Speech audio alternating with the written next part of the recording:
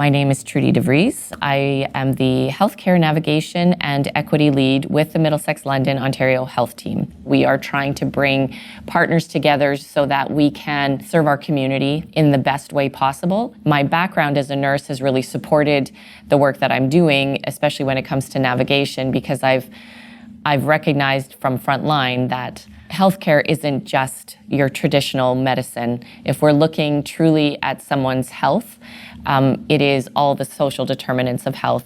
All the work that goes into research, the figuring out what you're going to ask, what you're going to look at, how you get the data, how you accumulate the data, how it actually tells a story of what's going on. It just was really fascinating to me. And I think as I grew in my role as a nurse, I think I just saw the marriage of what I'm doing with what research does. And so I see that collaborations with researchers, it just helps us to work better together, and it can lead to more meaningful change. I was asked to be part of a research project that was how to support refugees and other newcomers to Canada in a navigation perspective. So given my role, I was asked to be a decision maker, is what my title was, for that research project. So the researcher did reach out to me via email a couple of times. We had a chat, we got to know each other.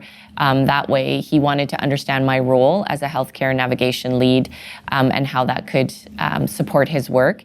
I really appreciated in terms of the collaborative effort to bring in voices of people who lead work for navigating and supporting refugees and newcomers to Canada, but also those that have experienced and have that lived experience. Where things fell apart a little bit for me was the conversation ended somewhat abruptly on my end, and I never got any follow-up after those initial conversations.